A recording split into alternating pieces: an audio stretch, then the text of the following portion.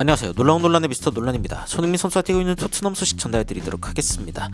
토트넘에 대한 여러가지 비판이 최근에 조금 잦아들고 있습니다. 그래도 알크마르전을 승리했기 때문에 분위기는 좀 올라가고 있다라고 보일 수 있는데, 안제 포스테코글루 감독이 최근에 또 인터뷰를 했습니다. 풀럼전을 앞두고 어떤 인터뷰들을 했는지, 그리고 그 인터뷰 가운데 굉장히 또 주목받은 선수가 있는데 제드 스펜스입니다. 근데 이 제드 스펜스에 대해서 사실은 손흥민 선수도 굉장히 인정하고 있다라는 걸 볼 수 있습니다. 특히 이제 결승골이 들어간 장면에서 제드 스펜스와 손흥민 선수가 같이 있는 장면을 볼 수 있는데, 이 손흥민 선수가 제드 스펜스를 굉장히 인정하고, 또 손흥민 선수 입장에서는 스펜스가 꽤 도움이 되는 이유가 무엇인지 바로 들어가 보시죠.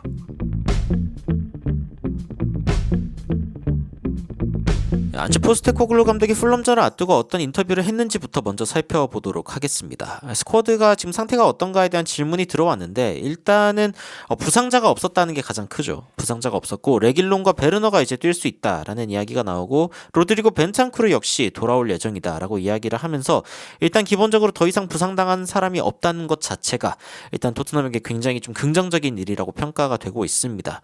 그리고 이제 미니 시즌 아니냐, 그러니까 유로파 리그에 집중을 하고 시즌 자체는 일종의 뭐 선수들을 좀 뛰게 해줄 수 있는 컨디션 관리를 할 수 있는 어떤 미니 시즌 정도로 보는 게 맞지 않냐라는 이야기가 있습니다.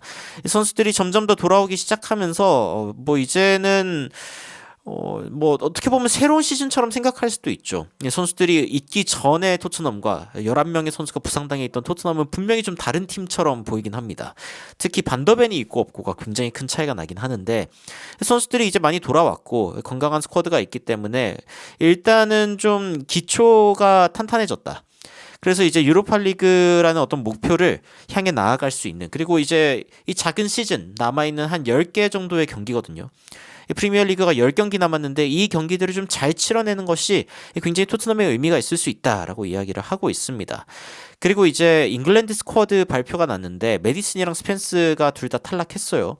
그래서 이 부분에 대해서 어떻게 생각하냐라는 이야기가 있는데, 뭐 기본적으로 메디슨은 토트넘에서 그렇게 막 아주 좋은 시즌이라고 보기 어렵죠. Really challenging season. 그러니까 굉장히 좀 어려운 시즌이었다라고 이야기를 하면서, 메디슨은 뭔가 좀 그런 부분이 있지만 제드 스펜스 같은 경우에는 super 완전 대단했다라고 이야기를 하거든요. 그러면서 만약에 제드 스펜스가 이 정도의 활약을 지속적으로 보여주고, 그리고 메디슨도 조금 더 열심히 한다면은, 그러면 이 선수들 역시 토마스 투엘 감독이 좀 눈독 들이는 그런 선수들이 될 수 있을 것 같다라는 이야기를 합니다. 사실은 이제 제드 스펜스랑 메디슨의 이야기가 나오는데, 주목해야 될 선수는 저는 제드 스펜스라고 생각을 합니다. 특히 최근에 제드 스펜스에 대한 이야기들이 많이 나오고 있어요. 어떤 이야기들이 나오는지 좀 보기 전에 먼저 이 옆에 있는 베르발에 대한 먼저 이야기를 좀 하려고 하는데, 이 베르발 같은 경우에 이번 경기에 좀 수비형 미드필더로서 넘버 6로서의 역할을 좀 잘하고 있는 것 같다.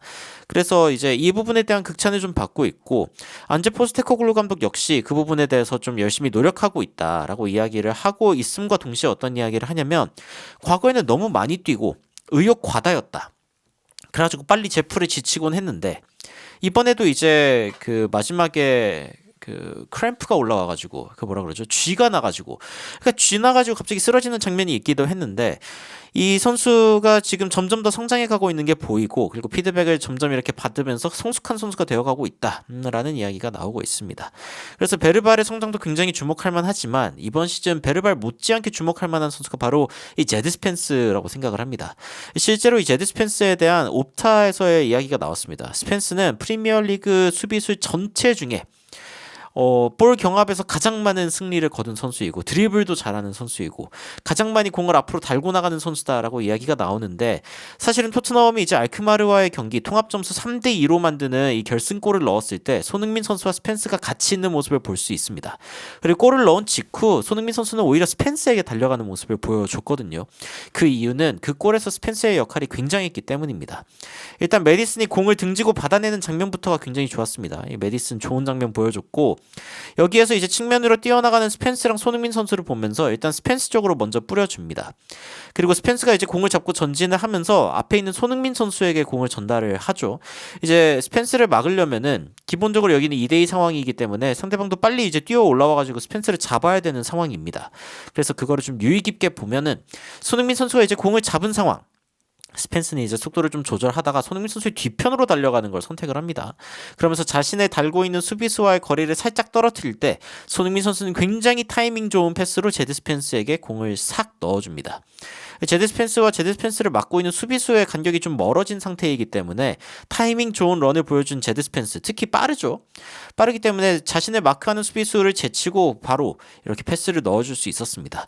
물론 그 뒤에 솔랑키의 약간 운이 섞인 뒷발 패스와 그리고 이거를 마무리한 오도벨의 마무리도 좋기는 했지만 손흥민 선수는 이 상황 가운데 제드 스펜스가 한 역할이 크다라는 거를 바로 인지하고 골 셀레브레이션을 하는 그 과정 가운데 제일 먼저 제드 스펜스에게 달려가는 모습을 보여준 것이죠. 제드 스펜스가 최근에 사실은 굉장히 좋은 모습을 보여주고 있습니다. 특히 공을 달고 앞으로 달려가는 모습. 이번 시즌에 제드 스펜스가 보여준 이 프로그레시브 캐리에 대한 부분을 봤을 때 굉장히 공을 달고 앞으로 직진하는 모습을 많이 보여주고 있죠. 이거는 토트넘이 지금 굉장히 필요로 하는 부분 중 하나입니다.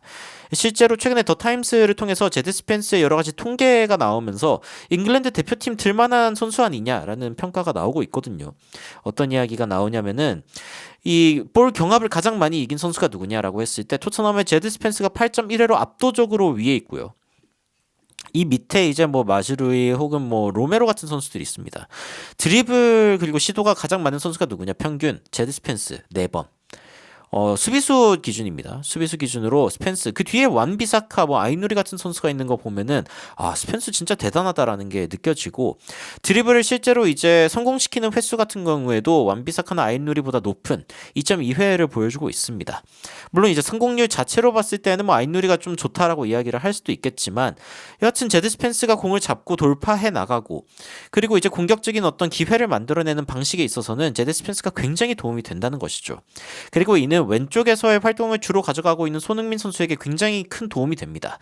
왜냐하면 손흥민 선수의 돌파에 의존하는 토트넘은 결국에는 손흥민이 되는 날에는 골이 들어가고 안 되는 날에는 안 들어가는 그런 상황이 발생하는데 손흥민 선수가 제드 스펜서에게 공을 주면서 또 거기에서 경합이 성공한다. 이러면은 왼쪽을 무너뜨릴 수 있는 더블 스레트. 그러니까 손흥민 선수와 제드 스펜스라는 이중의 무기를 이도류를 구사할 수 있게 되는 토트넘의 왼쪽 날개가 되는 것이죠. 그렇기 때문에 이 제드 스펜스가 좋은 모습을 보여줄 때 손흥민 선수 역시 굉장히 좀 위안이 되지 않았나. 그리고 먼저 제드 스펜스에게 이제 칭찬을 하러 가준 게 아닌가라는 생각이 듭니다. 여하튼 이번에 잉글랜드 대표팀에 들지는 못했지만 그럴 만한 실력을 가지고 있다라는 이야기가 나오고 있고 실제로 이제 오른쪽이나 왼쪽 둘 다 뛸 수 있는 선수라는 점에서는 versatility, 굉장히 좀 유용한 선수다. 다재다능한 선수다라는 이야기가 나오면서 잉글랜드가 지금 뭐 라이트백이나 레프트백에 충분한 자원을 가지고 있다라고 이야기하기 어려운 그런 부분이기 때문에 굉장히 귀중한 선수가 아니냐라는 그런 평가를 받기도 했습니다. 생각해보면은 토트넘도 이 라이트백과 레프트백, 그러니까 포로 그리고 데스티니 우도기 이 두 선수 외에는 사실 믿을만한 선수가 없었는데 제드 스펜스라는 제3의 선수가 오른쪽 왼쪽을 모두 커버해주면서 사실상 이제 토트넘은 굉장히 단단한 양날개를 갖추게 된 것이죠. 그 이후에 이제 토트넘의 어떤 수비적인 고민이 많이 줄었다라고 이야기를 할 수 있는데 토트넘이 사실은 이런 윙백을 가지게 된 게 이런 사이드백을 가지게 된 것이 굉장히 큰 행운이다라고 이야기를 할 수 있고 손흥민 선수 역시 이 부분을 굉장히 잘 이해하기 때문에 제드 스펜스를 좀 굉장히 극찬해주고 또 칭찬해주고 돌봐주는 그런 모습이 나오는 게 아닌가 싶습니다.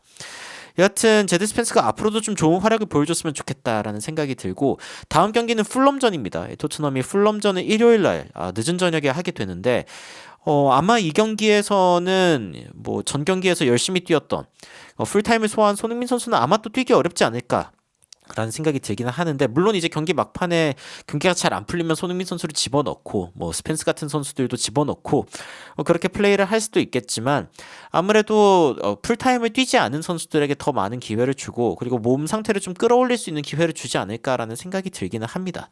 뭐 아무래도 지켜봐야겠죠. 여러분들은 현재 토트넘의 상황을 보시면서 어떤 생각이 드시는지 굉장히 궁금한데요. 댓글로 의견 남겨주시면 더욱 재밌고 또 정확하고 여러분들의 또 관심사에 맞는 재밌는 외신 소식들 여러분들께 전달해드리도록 하겠습니다. 이상 놀라운 논란 미스터 논란이었습니다. 시청해주셔서 감사합니다.